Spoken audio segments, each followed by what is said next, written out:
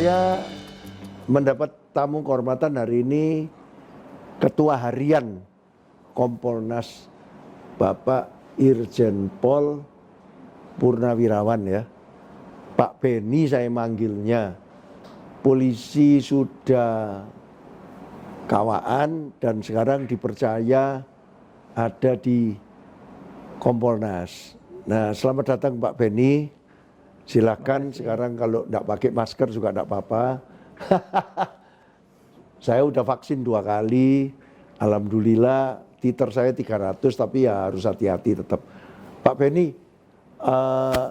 ini tentang Kompolnas ini gimana? Banyak yang masyarakat tidak tahu ya.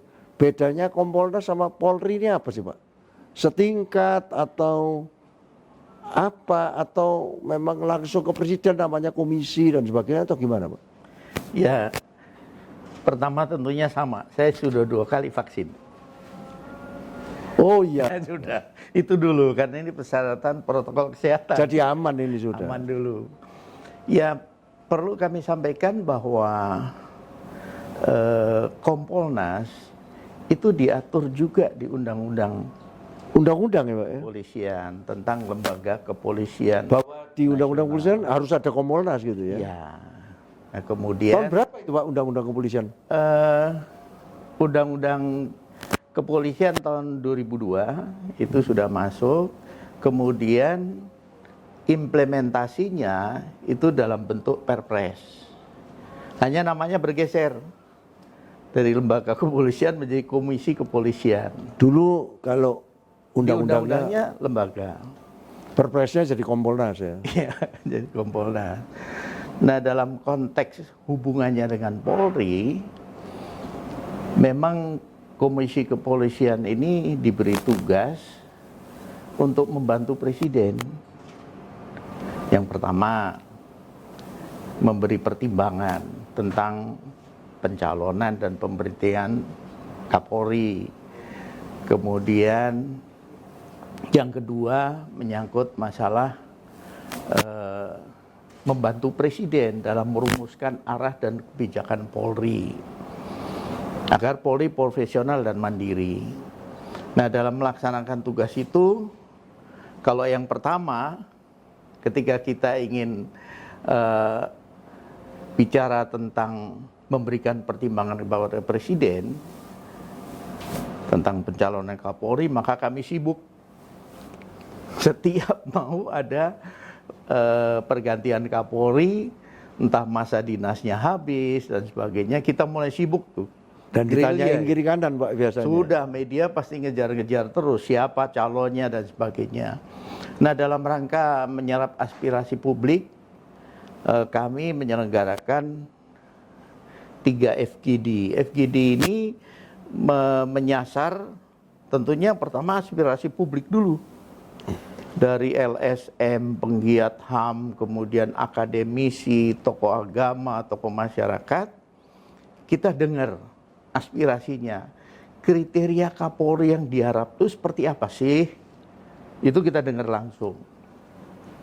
Setelah itu sudah kita rumuskan. Oh, kriteria yang diharap seperti ini. Menghadapi tantangan ke depan yang begini harusnya begini. Nah, berikutnya baru kita mencoba masuk ke internal.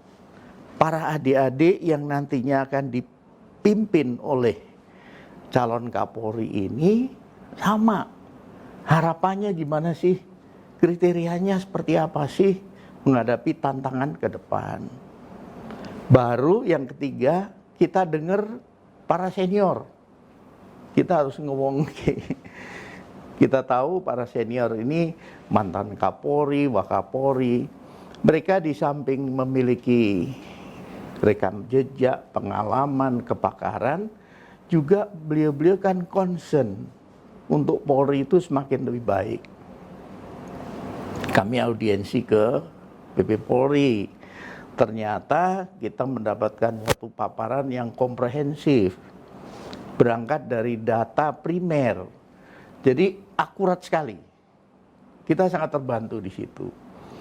Nah, setelah 3 ini dirangkum, barulah kita mencoba merumuskan bersama Kemudian setelah selesai itu, baru kita melihat dari perwira tinggi yang ada, itu siapa-siapa saja yang memenuhi khususnya kepangkatan tertinggi, yaitu bintang 3.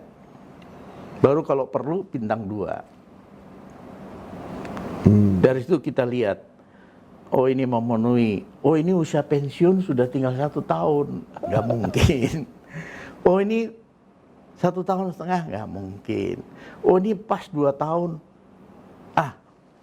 Karena kita juga mempertimbangkan bahwa 2024 tentunya pemilihan presiden. Harus ada kontinuitas, Pak ya. Itu juga kita pertimbangkan ketika nanti dikit-dikit ganti itu akan menguras energi. Akhirnya mengerucut sampai dengan tinggal 5. Nah setelah 5 kita rapat pleno, kemudian diambil keputusan dan dibikinlah surat kepada presiden. Tentunya dengan ditambah analisa SWOT. Per orang, ini kelebihannya, ini kekurangannya, ini bagaimana potensi yang dimiliki dan sebagainya. Nah, kami juga diundang ke DPR. Ditanya, gimana prosesnya kok sampai keluar nama ini.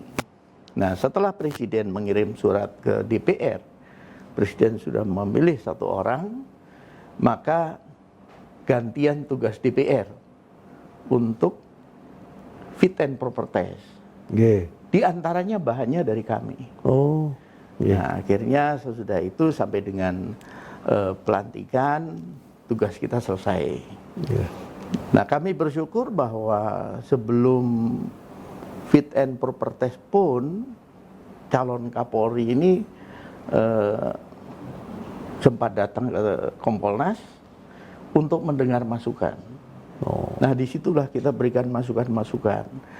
Di antaranya yang kemudian menjadi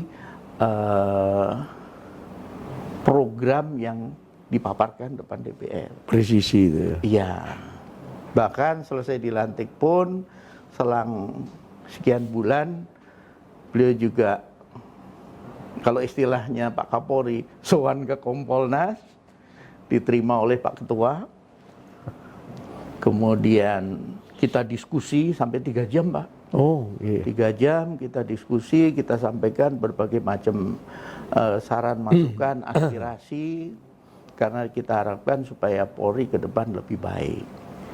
Nah, kemudian dalam konteks tugas kedua untuk bicara masalah menyusun arah bijak, kami memang harus mengumpulkan bahan dari institusi Polri sendiri, menyangkut SDM, sarana prasarana, bidang operasional, dan sebagainya.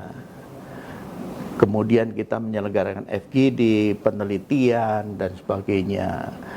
Nah, ini tentunya kita perlu dukungan dari masyarakat juga. Karena apa?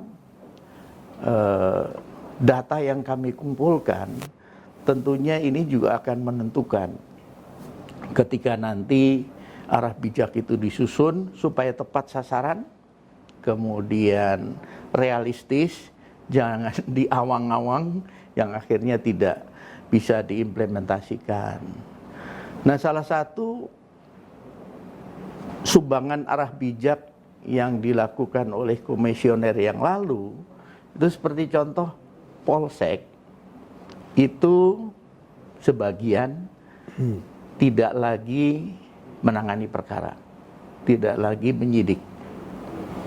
Ini pertimbangannya, kan kita semua lihat di media, banyak polsek dibakar, diserang oleh masyarakat, sementara personelnya terbatas, kemudian pengamanannya juga terbatas. Karena kita tahu kalau sudah menangani perkara berarti ada 2 pihak yang berhadapan-hadapan. Ketika ada yang tidak puas, maka potensial akan ada reaksi dari publik. Kemudian di samping itu, sebaiknya polsek itu lebih kepada memelihara keamanan ketertiban masyarakat, merangkul masyarakat, mengedukasi masyarakat, sehingga dekat dengan masyarakat. Nah, kalau itu dikedepankan, maka segala potensi ancaman gangguan ini bisa terdeteksi lebih awal dan bisa diinformasikan ke atasannya, Ya. Polres dan sebagainya. Sehingga bisa dilakukan langkah-langkah antisipasi untuk mencegah terjadinya masalah. Seperti kita ketahui kan, di pelosok, di daerah yang hukum adatnya masih kuat, kemudian yang karakteristik masyarakatnya itu tanda kutip keras. Nah, ini perlu pendekatan khusus untuk mencegah jangan sampai timbul